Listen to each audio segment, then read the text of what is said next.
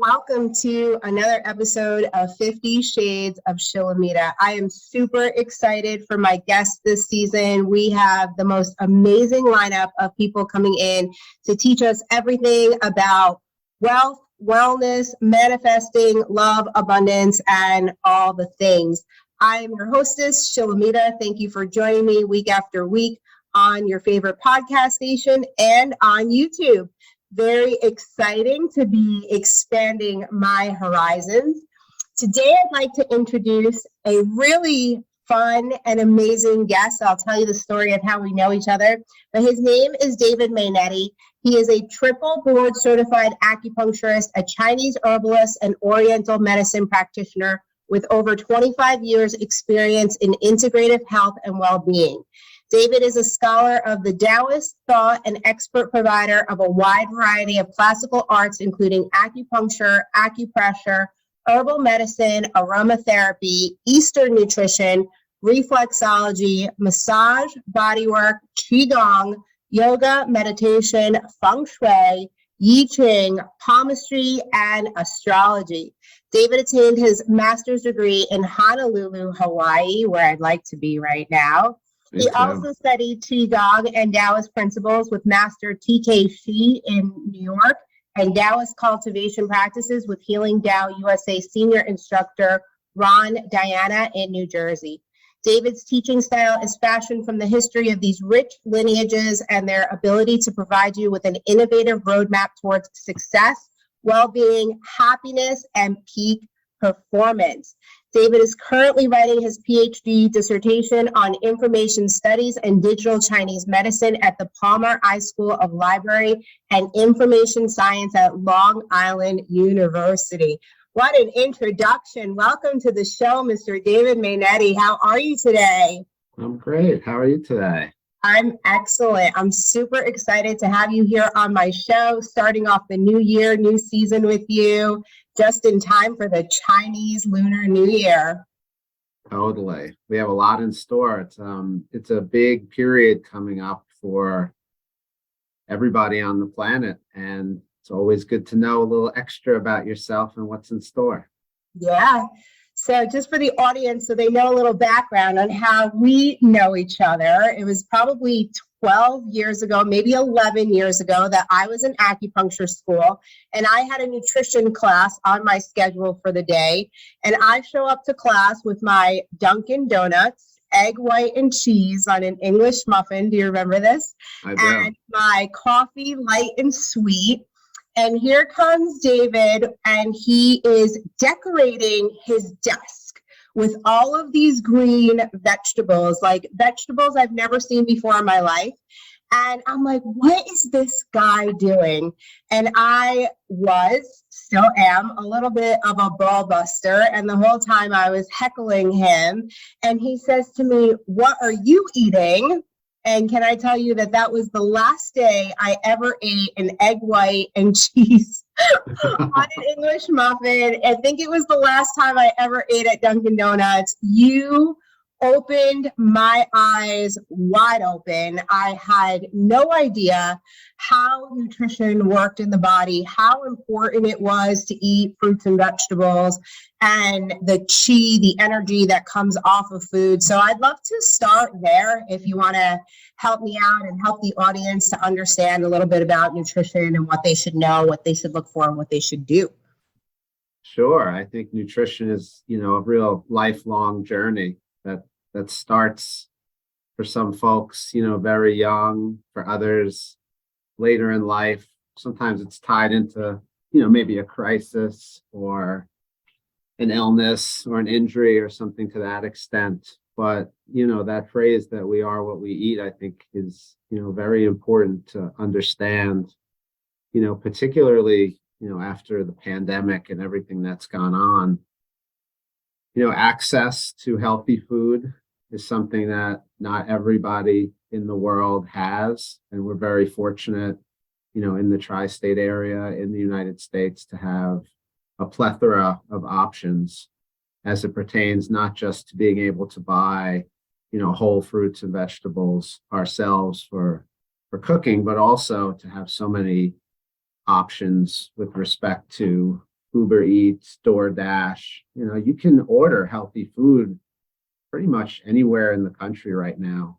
And it really kind of comes down to educating yourself about what your body needs, in the morning, in the afternoon, in the evening, making really good choices, not getting affected by your emotions, which often drive us to bad food choices, and to come up with a plan that's not just, good for you, but is also tasty, helps you achieve your goals, helps you achieve your objectives. If that's weight gain, weight loss, body transformation, peak performance, and I think it's always important for folks to start with where they're at. You can't just become a vegan if you've been eating McDonald's every day for 20 years. You've got to, start where you're at and over time, make some gradual changes towards, a better diet and better eating habits, to be honest. Yeah, there's a lot of nuggets that you just hit on. Right now, I'm living through an emotional cycle.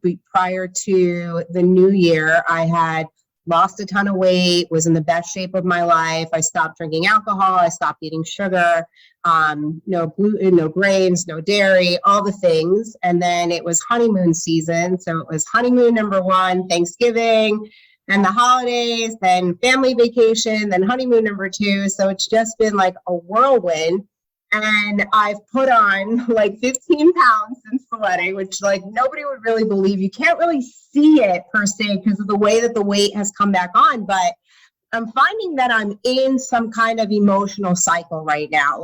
And I'm replaying the cycles of 7, right? Like, where was I 7 years ago? What was I going through? And why is this happening to me right now? Because I'm the happiest I've ever been. My life is so fulfilled. I have everything going for me. This year, which we'll talk about in a little while, but for some reason I can't stop this vicious food cycle, and I'm not even eating because I'm hungry. I'm just eating. And there's this whole thing for me with seasonal depression. It's so cold here, but I wasn't even here half the time, so I can't even really make this the excuse.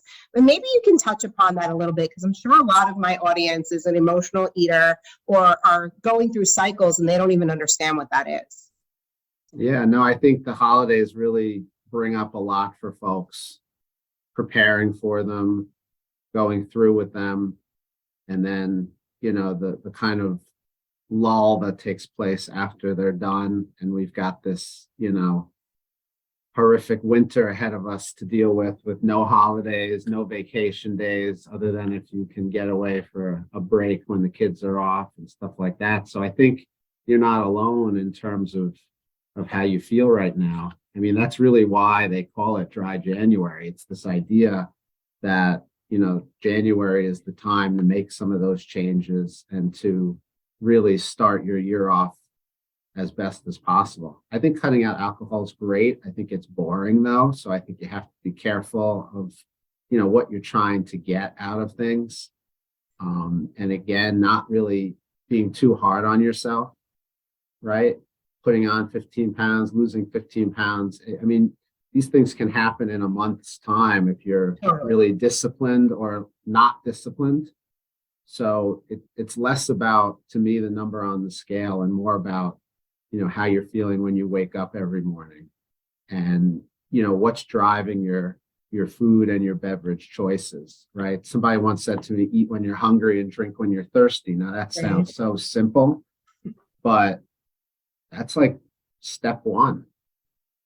And when you really start to think about that concept of eat when you're hungry, we don't eat when we're hungry. We eat when we think we're supposed to eat.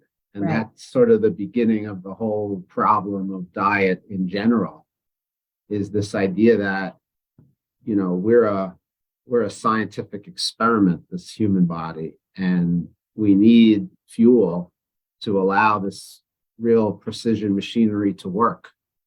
And once you start to realize that your diet is really your fuel, you can start to put your emotional components to diet away, and you start to realize, okay, I'm gonna, be working during these hours. I'm going to be exercising during these hours. I'm going to be sleeping from this time to this time. What are the right times for me to eat? The Chinese always say breakfast like a king, lunch like a queen, dinner like a prince. In America, always flip the other way. Mm-hmm. Eat this huge dinner, and then you're snacking, at night, and then you're going to bed with all of that food still in your stomach. That doesn't get digested or transformed into fuel. That just gets pushed into fat pockets and clogs you up for the next day. So I think this idea of really setting up your plan of what you're trying to accomplish. What do I want to eat for breakfast? What do I want to eat for lunch? What do I want to eat for dinner? Can I get all my food into my body, 3 hours before I go to bed? Can I go to sleep, without being stuffed with food? That then allows that whole sleep period for the body to really transform the nutrients from what you've ingested all day and then start fresh again the next day. I think it's crucial. And to also forgive yourself when you don't meet your goals and you have to eat something that maybe wasn't part of your plan. Mm-hmm. Well, that's okay too. We're still, living in this nature filled world of options, and things happen sometimes, and you have to be okay with that too. I think that's like the biggest thing that I'm working through right now is the judgment of self, because the discipline I have, it's like when I put my mind to it, the discipline is there. I went through wedding season sober, like bachelorette party, completely sober. The DJ called me 2 days after my bachelorette party. He's like, I'm just checking in to see how you're recovering, because I was dancing on tables and going nuts. And I'm like, I was totally sober. He was like, what? He's like, you were dancing like that, totally sober. And so it's like, you said it's no fun, and like you can still find the fun, right? But it's definitely more fun with the drinking. So then it's like finding the balance, and I think that's kind of the thing, is that when I'm disciplined, I'm so disciplined, right? But when I'm not disciplined, I'm so not disciplined. And it's not one glass of wine, it's the bottle of wine. And it's not one cookie, it's 5 cookies like I had yesterday. And then there's like this self-loathing thing that comes in, right? It's like, I'm so hard on myself. I stand in the mirror, and I'm so spiritually advanced. So I'm really looking at this and trying to break this down so that I can stop this vicious cycle, because it's completely unnecessary. Like I said, on the scale, I've gained 15 pounds, but if you look at me in person, I don't look it, right? Like there was a time where I gained 15 pounds and you could see it, right? But the way that, because I work out, I do take care of myself, but it's just this mind thing that's happening. And I feel like a lot of people are living through that right now, especially post-COVID, everything that's happening right now. So many people are sick, so many people are dying. There's like a lot of emotional stuff happening. So any tips for people on how to stop that emotional cycle of the self-loathing and speaking to yourself poorly? Yeah, I mean, you have to love yourself first and foremost, and you have to be patient with yourself, and you have to remember that you're part of a greater society that is built on you making oftentimes the wrong choice. Right? If you look at what type of food is advertised on television, it's not the good stuff generally, it's the really bad stuff. And, that's just this capitalistic society we live in. And you have to be able to look through some of that, and take it for what it is, and realize, one of the things I do, and I think it's important, is, you can have days where you're really on, days where you're really off, days where you're kind of neutral. And I think that's really important. If you're like a 9-to-5 type of worker, that Monday is a very important day to kind of set the tone for the week.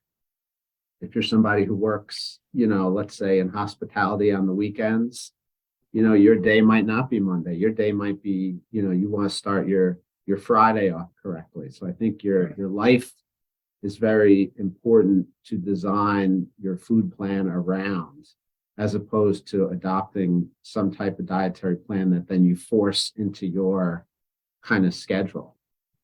And then I think what folks always forget to do is that you could really simplify what you eat when you need to, whether that be, a protein with a side of vegetables, or a very simple, whole grain dish with vegetables.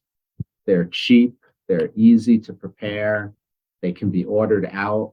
I mean, you can go to any restaurant, you can get a piece of very plain grilled chicken with vegetables on the side, and you're eating, minimal ingredients, minimal processing, simple, easy to digest types of meals when you need to, as opposed to you get to the restaurant, you see this menu and you choose, the cream sauce, and you have the fish appetizer with the meat entree and the dessert after.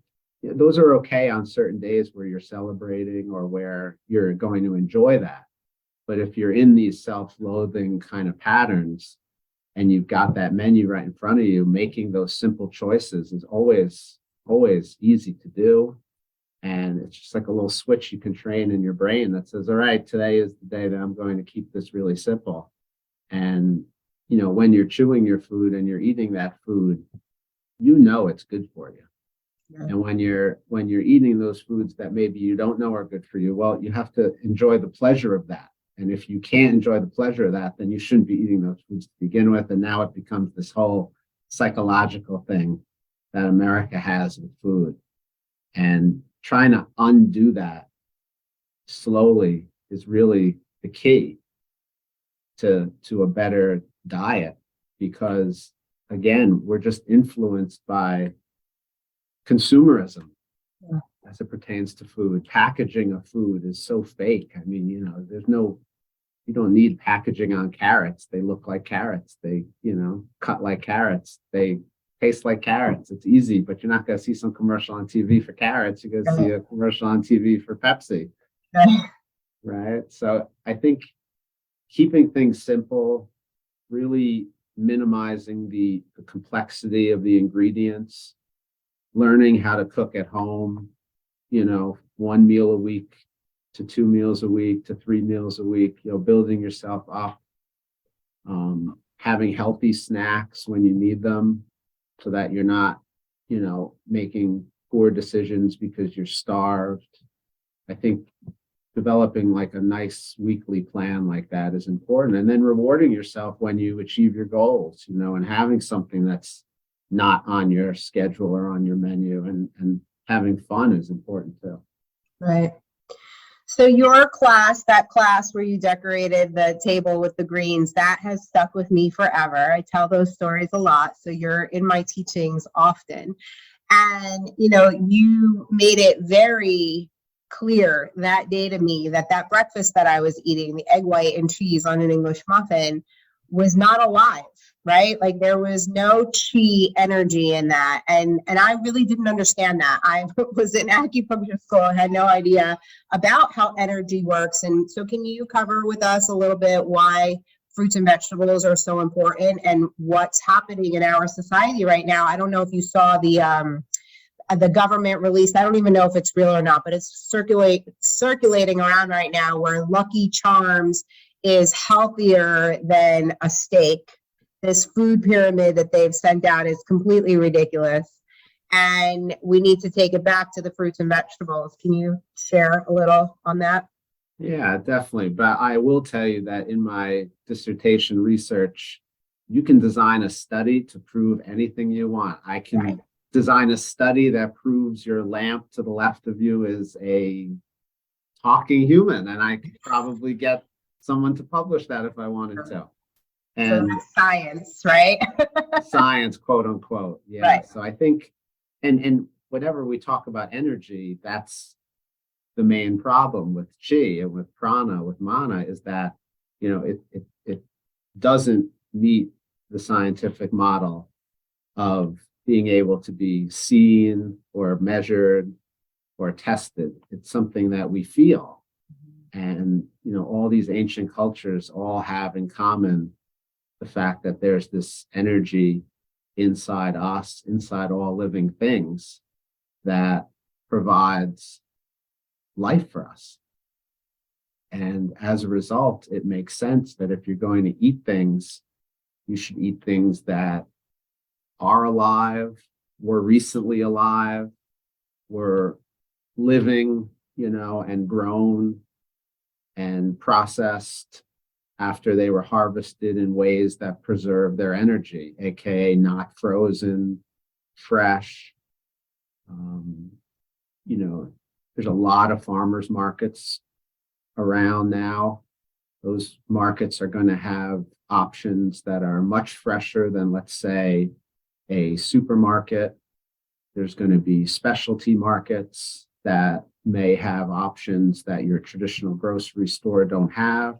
That being said, there's great options in all types of supermarkets for getting food that has energy in it. And when you look at it, it's like assessing the health of a human being. You can look at what you're buying, and you can tell, from touching it, from smelling it, from feeling it, what's the vibrancy, what's the energetic level of this cauliflower?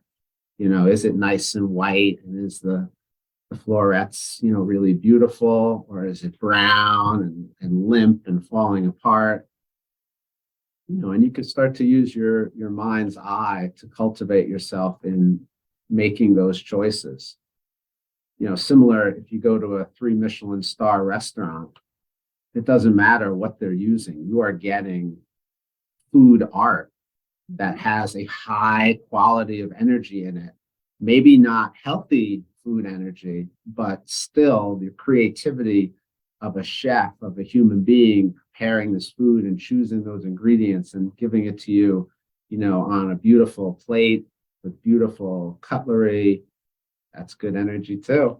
And that's why those places are always filled and you can't get a reservation there, So energy means different things to different people. And I think it's important to always come from your perspective and say, hey, this is what I'm looking for.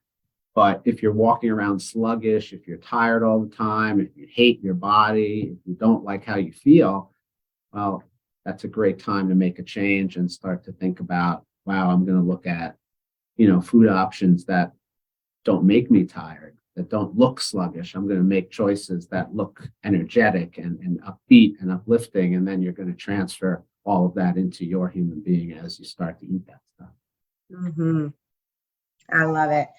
So another huge imprint that you made in my life is the whole discussion of Feng Shui, which I'm sure that there's people that are watching or listening that have never heard of those terms before.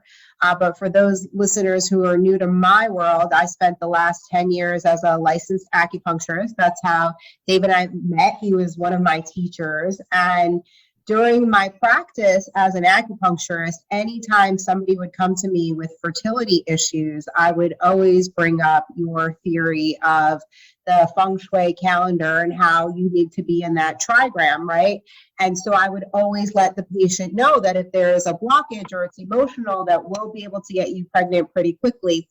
In my practice, I also found that there was always a food issue there, right? Like my patients who ended up going gluten-free, dairy-free, they always had a better chance of getting pregnant than those that didn't. But you always hear those cases of people who try IVF, they try getting pregnant 7-8 years, and it doesn't work for them at all. And then 11 years later, they end up getting pregnant, right? So I would always give them this disclaimer on Feng Shui and how it related to birth and all the things. So I would love if you could tell the audience what Feng Shui is, how you got into it, and anything else that they may need to know. Definitely. I think, let's see, how can we begin this? I think it's important to remember that in the grand scheme of things, you and I are little specks of dust on a giant rock spinning through space around some flaming rock that is hot, with other rocks rotating around it at different sizes and different speeds in a galaxy of which there are others. Apparently, telescopes have shown us And our galaxy is a little speck of dust compared to some of these other galaxies. When you think about the enormity of all of that, it does make sense that humans should think about time and space when they're planning things, right? And, the easiest way to kind of talk about this is, we know that the moon governs the tides of the oceans, right? And you, as a human, are 2/3 water inside you. So just that one relationship with the moon is clearly going to affect your body each and every month as we move from new to full to new to full. It completely ties in with menstrual cycles and with fertility. The ancient Chinese fertility model was always counting the lunar dates in accordance with your cycle to try to figure out the best times for conception and so on and so forth. But this idea that we're subject to our surroundings, to nature, to the environments we build, with human creativity, these beautiful skyscrapers, these beautiful cities. I mean, some people say that's not natural, but it's built by a human being with creativity in mind. So it's actually very natural. This idea that you can understand what's happening in this larger sphere and can help you make decisions about career, relationships, diet, health, wellness, so on and so forth, isn't really so strange. The strange part is that it's been removed from Western society to the point where it's almost impossible to figure out what this stuff really means. And you asked me how I got into it. Well, just like everybody else, I was curious about energy and what else was out there, not just what I was taught in, the New Jersey public school system, but what other things were out there. And when I learned about Daoist philosophy, I mean, when you acupuncture a patient, you're doing Feng Shui on their body, whether you like it or not. You're putting points on the left, you're needling points on the right, you're doing 3 on the arm, 1 on the leg, you're doing 1 on each leg, 1 on each arm. You're choosing meridians that are based on elements, which are tied into seasons. What you needle on somebody in the winter is going to be very different than what you needle on somebody in the summer. Just like when you're packing your car for an outing in the winter, you're going to pack different things than if you are packing your car in the summer. It becomes very simple to understand. But then when you peel that layer off and you realize how detailed the system really is, it can become very overwhelming.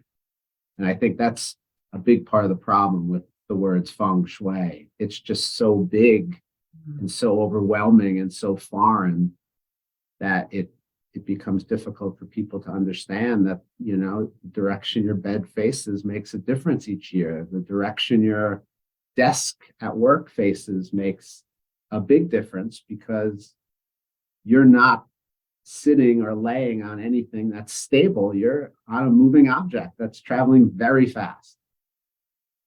So it's interesting to think of it from that perspective. I always think first. And when we talk about Lunar New Year, right, it's driven by that moon. It's driven by that sun, those main cycles in our life. And if you study Western astrology, the planets in our solar system. So it is built on the movement of these giant rocks in space. And the gravity that science kind of refers to in reference to this whole field that's created, that's what it really is doing, is that gravitational movement of these heavenly bodies affect our chi. And they affect it in different ways at different points of the year and different periods and seasons. And you can get acupuncture by the seasons. You can create a diet in accordance with the season. You can eat stews and soups now. And then when you get to the spring, you can eat sprouts and more lighter salads. And when you get to the summer, you can eat more raw fruits. right? Just the same way as you can look at your built space and you could say, wow, I've got the year of the rabbit coming up next week. Let me look at what rabbits look like in nature. Wow, they're real playful. They're not really vicious at all. They don't have teeth. They jump around. They're social. They hang out with other rabbits. And you start to realize that the ancient people didn't just call it the year of the rabbit because they just needed a placeholder. They chose something in nature that was very reflective of what that energy represented. Well, I'm super excited for the year of the rabbit because I'm a goat or sheep, right? You're and a so sheep. 12 years ago was a really amazing year for me. It's the year that I met Ben Lover. But with the highs also came major lows and what's the word for it? Drama or trauma. So we need to remember that, right? With all the good always comes bad, and it's learning to balance the duality of it all. And that's where the emotional intelligence comes in. So that's what I've been building all these years. And you used to do this Taoist report. Do you still do that? I do. I'm almost done with this. I'll send it to you so that you can share with your constituents. Okay, awesome. So David used to, or still does, this report, and in the report, it explains to you what your year is all about. So every year in January, I send him a text message, which is how we got this podcast interview. I'm super excited for. And I'm always like, what's the deal with the year, right? I remember last year I sent you a text message because January was just a really tough start for me. And he's like, well, it's the month of the ox, in the year of the ox. It is your worst month in your worst year. And he said that the text to me, and I looked at that and I was like, well, this really wasn't that bad of a year. So if this is my worst month in my worst year, I'm ready.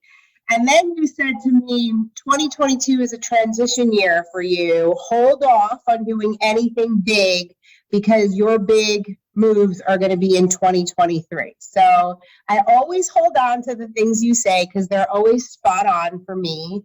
And last year ended up being a complete masterpiece for me. We ended up getting married. I had one of the best years of my life. I joined this affiliate marketing company. I climbed my way all the way to the top. So I can only imagine what's in store now for 2023. And I got to tell you that I've not slept more than 3-4 hours in days because I have been cleaning and purging and moving furniture around and doing all the things. And I'm not doing anything by like a compass or what I've been told to do. For me, it's all happening very intuitively. And you had mentioned that the colors of the year are azul blue, apple green, fuchsia pink. What was the other one? Fury red. Fury red. So what's interesting is that last year I painted my room this blue color. Last week I put a fireplace, an electric fake one, but it has this fiery red flames that are set off. I found my vision board from 2011. Or 2010, and it had the same colors. So is the year of the rabbit always the same colors? No, it's every year the colors change. Everything when you are really at a high level of Feng Shui, everything always changes because it's never the same. Okay. Right? And that's the beauty of it. I mean, it makes sense. Every 12 years can't be the same. Every 60 years can't be the same. There's always larger spheres of existence. But we're entering into an interesting time overall in the calendar of Feng Shui. And I think, people like you who follow their innate sort of feelings, you're going to start to feel, or you already have started to feel, that some really big things are coming. Yeah.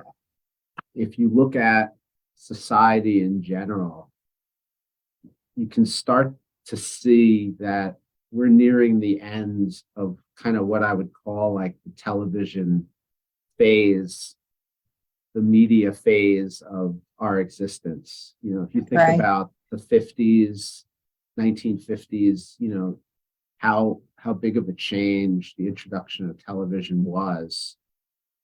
We're working on giant 180-year cycles in Feng Shui, and 2023 is the end of the 8th period, which means 2024 is the start of the last period in this 180-year cycle. So we are coming to the end of a very big era. And this 2023 year is actually the transition from that 8th period to that 9th period that's going to take us from 2024 to 2044. Wow. And when you think about where the world is going to look, in 2050, you could start to see, like with AI, with technology, with robotics, the world is not going to be like the world we grew up in or we're used to. We're entering a whole new phase of existence. And I also believe that nature is going to have some type of response to the ending of this cycle too, as you can kind of start to see. I think this might be the first year Philadelphia doesn't have a snowflake fall in their city. I think you're starting to realize that there's some big changes that are going to be taking place. And from my perspective, I think it's awesome to be on the planet right now, because I think it's a really great time for transformation. I think folks are realizing that this energy is real and that our connection with nature is real. The rabbit coming up next year, rabbits are real peaceful. So I think that, we're going to start to maybe see an end to some of the strife that's been taking place in our world over the past year. But then I think when 2024 kicks in, we're going to have a real big sort of explosive launch to that final period. So I think this is a year to really foster your relationships. Well, it's the year of the dragon, and dragons are big and powerful and strong and breathe fire and all that stuff. So, the rabbit is like, this is the year where we're all going to meditate. We're all going to get back to basics. We're all going to, cultivate our relationships, keep our emotions nice and calm. We're going to have a nice year, and then we're going to launch something really big in 2024. And, I think really alternative and complementary medicine is ready to launch in this new digital age. And I think, with the prevalence of obesity, diabetes, these really cancer, these really debilitating illnesses, we need a new system. We need a preventative system of medicine in this world that, the kids can begin at a very early period in their life, and it comes right back to the food and to the health and to the well-being and everything else. Yeah, it's tough though, because we live in the world of pharma. So you hear stories of, babies who are being put on anti-anxiety meds, and the stuff that they're doing to our children right now is pretty horrible. And it makes me happy to hear that the end of media is coming, because media has been our biggest problem, especially since 2020, right? Over the last couple of years and everything that's going on. It's such a mind fuck. If you're watching the news, it's like you don't know where the information is coming from. And it comes right back to that intuitive nature, right? Like for me, I've spent the last 2.5 years, however long this whole fiasco that we've been living in, really connecting to that intuition and really listening to the inside. And so if you get anything out of today's podcast, it would be to really tune inward, right? And to start feeding yourself healthier, connecting to the energy of the world. And my fireplace, Ben Lover has been saying no to my fireplace for years. I've wanted a fireplace in the bedroom for years. And then I was like, I don't need his permission. I could just buy the fireplace. And so I did. And I hired the guy from Amazon to come set it up. And I'm so happy. It's making me so happy having this little thing here that gives off my fake fire. And it's just go for it, right? Go for what the intuition is telling you to do and stop being so hard on yourself. That's really my major lesson so far of the year. Yeah, love yourself, and you're your best kept secret too. I mean, it's interesting because I don't know if you remember this, but a long time ago when we first met, I did some very basic feng shui courses over there at the Eastern School. Feng shui doesn't even have to be Chinese. Feng shui can just be what you think, and it can be based on artifacts that have been passed down in your family or things that you gravitate towards. It doesn't have to be this red envelope in the southeast under, 6 coins tied together with a red string. It can be something that you find at Bloomingdale's that you love, that you're connected to, or that your grandmother passed down to you, or something your kids made in kindergarten that has their energy in it. To really demystify this thing and to get back to what you said, which is, what am I feeling about my space, right? Do I feel like I hate my living room? Well, if you hate your living room, you should move everything around until you like it and declutter and throw out. And my mom made a great New Year's resolution this year. She's going to throw something out every day. But that was really cool. My goal right now is to get rid of 1,000 items in my house. And a week ago, I would have never said that. I would have been like, 1,000 items? That's insane. But I did a closet clean out the other day, and I actually counted the hangers because there were so many of the clothes that I got rid of. And I had gotten rid of 58 pieces of clothing just on hangers. That wasn't the stuff that was folded. And I've been doing this in every single room of my house. So at this point, I'm probably up to like 400, 500 things that we've purged so far. And last night I was doing my bathroom and I'm like, oh, that cabinet, there's not going to be anything in there. But then I sat down on the floor and decided to reorganize the cabinet, and I probably got rid of 15 things in that cabinet. So it's really incredible how much stuff is just sitting in our homes. And when the stuff is sitting, it's collecting dust and it's not allowing for the energy to move through it, right? It's like we've been talking about energetics this whole time. It's really important to understand that we are made up of energy, right? And energy cannot be destroyed. Energy just recycles itself. We need to eat things that are energetic, right? Like me never eating an egg white and cheese on an English muffin again, because there was no energy in that. It was microwaved eggs with fake processed cheese and wheat gluten, right? And then it's a matter of allowing for the energy to flow in your home. So if you live in a lot of chaos and clutter, which, by the way, when I was on food stamps and my life was miserable and I was 250 pounds, that was me. I was a cluttered chaos mess. I lived in a small 2-bedroom apartment. You couldn't move because there was stuff everywhere. And so that's the way that a lot of people live. We feel like acquiring things somehow makes us feel better, but the acquirement of things is actually preventing you from getting to the next level because the energy is not moving through to open you up to that, right? Well, think about it, right?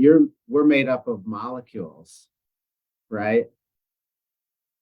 If you break yourself down to the molecular level, you're mostly empty space, right? There's protons, neutrons, and electrons at that atomic level that you are created from, and you are existing at that state. You microscope down all the way to your real building blocks of life, you're almost all empty space.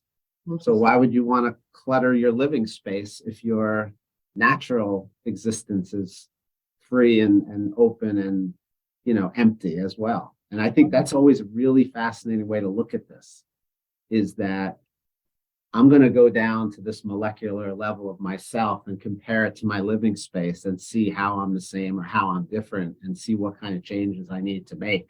Because most people, from a feng shui perspective, just need to get rid of the stuff that doesn't serve them anymore. Right. And it's so easy and it's fun, but there's this connection people have with material things that oftentimes is associated with negativity. And I think it's important to recognize that and to say, hey, I don't need these things. Hey, I need this fireplace. This fireplace is going to bring me great joy, right? I need to have that. I don't need all these clothes. Somebody else may look at my clothes and say, wow, I really need these clothes. And not only are you clearing out your space, you may actually be fulfilling somebody else's space, which then creates that karmic energy to come back to you tenfold. Right. And now all of a sudden you're multiplying your luck and your energy in all different ways. Well, here's something else that I started doing a few years ago, and I highly recommend it to people because we are living in a society of credit cards and, plastic. And so I make sure to have cash and to take out cash every so often, and I hide it in different places. And so every time I find money, I get super excited and I say, thank you, universe, for the abundance of money that you're sending my way. And so this weekend in my closet has been like treasure. And my assistant this morning was like, you were so fun this weekend because every time you're like, I found money. And so I do this in my car. Like I do this, I stuff money in my coat pocket. So a couple of days ago, we cleaned out the coat closet and we went through all the coat pockets and I think I found like $400. Awesome. And it was like the joy. I mean, you can see it on my face right now, like just thinking of the whole experience of receiving money, right? And so if you're trying to attract money, it's important to like go to the bank and take out some cash money, touch it, feel it, like have it in your presence, because using a credit card just isn't the same. It doesn't give you that same feeling of abundance. When you're outside and you find $20 on the ground, it's like joy, the joy meter goes up. So I literally set myself up to have these magical moments, and I feel like it attracts a lot of abundance into my life. And I love what you said about, when you give, a lot of things were like, should we throw this away? And I'm like, you know what? I'm not going to throw it away because somebody else may take this, like somebody's garbage is somebody else's treasure, literally, right? So it's like, I feel like if I hand it off and you don't want it, you could throw it away, but you might be able to do something with it. And so try not to trash things, but make sure to get rid of them right away, right? Like don't stash a pile of stuff that you want to get rid of and then let it sit there for the next 3 weeks. My goal is to try to do this clean out before the lunar year sets in. 3:53 p.m. on Saturday. You got a few days left. Awesome. And what's interesting, just as a comment to what you just said, money is always going to be the symbol of wealth because it passes through so many hands, right? Your credit card is yours. And now without even having to give it to a cashier or anything anymore, you're really the only person touching that card. Whereas money, there's a cool website where they track bills across the country and across the world. Money has chi because it touches so many people. Right. And it's fascinating when you think about it. A cashless society really misses that exchange of wealth energy. Right. When that money passes hands back and forth, goods are provided, services are provided. That's an important thing that I think is important to keep going and to instill in the kids. I always tell my children, always have cash on hand, always stash money, in your house. Just to add this, the wealth cycle center of the house in 2023 is the south. So if you want to hide money in your house this year, put it in the south section of your home. Okay. And it'll give back more than it's valued at throughout the year. I like that. Okay. I just mapped out the house too. So I'm going to put in some of these practices. So the Lunar New Year starts on January 21st, right? That's this Saturday. So this is going to air next week. So I read somewhere that the Lunar New Year goes up to 30 days. Is that how it goes, or? Yeah, the whole first month, the lunar phase from new to full back to new is considered like that the beginning of the year. So the first month is always, in China, a lot of folks are migrant workers. They'll come home once a year, and the time they come home is for the Lunar New Year. Whereas in our country, it's more centered around Christmas, Hanukkah type of events. In Asia, it's always around the Lunar New Year. So folks come from great distances. They stay in their house for a few weeks. So it's that whole beginning part of the year. And it's based on where you are on the planet and when the new moon happens. So in New York, we're 3:53 p.m. on January 21st, but in Asia, it's January 22nd, when they're celebrating the New Year. So it's always based on the moon and the phase, and you don't want to get your hair cut on the Chinese New Year. They say when you cut your hair, you cut your fortune. So make sure you get all your salon work done prior to Saturday. Okay. And then what else? I read that you're supposed to open your front door. Always open your front door to let the energy of the new year in. And then we can get into details about specific signs. Some signs are going to have good luck this year. Some signs are going to have to be mindful of dangers and be more protective in nature. Depending on the direction of your front door of your house or of your office, kind of invokes the energy for that space for the year as well. And when I send to you the annual forecast with all the details in it, you can take a look at it, and it has all the different components and all the recommendations. And maybe we'll get on the phone and we can chat a little bit about your specific house or your specific office. That would be amazing. But if you think about it even just from the colors that we talked about, and you relate it to Chinese medicine, it's a real water, wood, fire type of period right now, right? You got that blue, you got that apple green, you got the pink, and you got the fiery red, right? It's that whole left side of the 5-element chart that is housing all this energy. And the rabbit sits right in the middle of that in the east. So as a result, there's all this energy sitting in the east. That means that in the west, there's all of this conflict because there's so much energy on one side and nothing on the other side.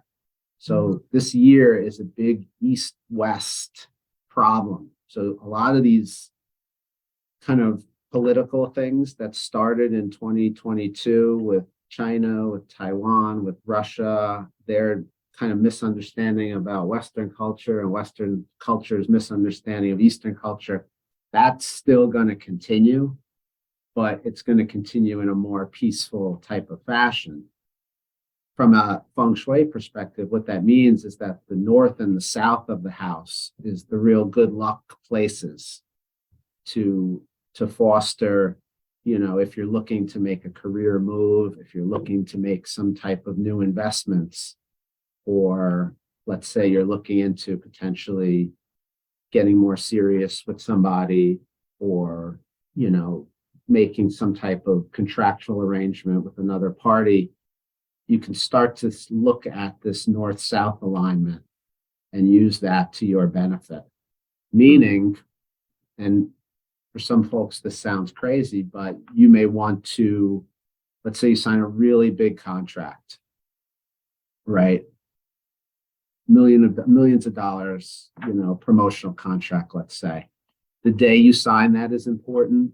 Where you are when you sign that is important. And there's a lot of folks who do a lot of business dealings that have particular places, particular pens, particular places where they put that contract after it's signed. You have to think about, what vibes in you, what's important to you, and start to make these bigger decisions when you're making, key changes in your life, as opposed to getting caught up in more negative energies. What's the best way to get caught up in more positive energies? And then again, going back to like what you said, using your intuition, not some book, right? But to say, wow, today just doesn't seem like the right day for me to do this. Feel, honor your gut feeling, and maybe wait a few days, things change, and that's the glory of Feng Shui, is that everything's always changing around us. We should always be changing too. Yeah, totally. I love this. This is amazing. I can sit and talk to you for hours about this, and I'm excited to continue this conversation. But if people want to look for you, work with you, where can they find you? So right now I'm at this very cool new immersive fitness experience location in Roslyn, New York, called Powerbox 360. It's a real cutting edge new way of getting healthy and being fit and connecting with the community and understanding, the energy that exists in all of us. That's www.powerbox360.com. Really cool little oasis we have here on the Gold Coast of Long Island. And you can get in touch with me through that. And like I said, I'll give you the 2023 forecast when it's done this week, and you can distribute it to your patrons and share the wealth, and hopefully bring everybody good luck in 2023, including you and your family. I'm super, super excited. So for those of you that are new to the show, thank you so much for listening or watching us today. You can find me all over social media by my first name, Shilamida. My website is www.shilamida.com. I hang out on Facebook. I'm on Instagram at 50 Shades of Shilamida.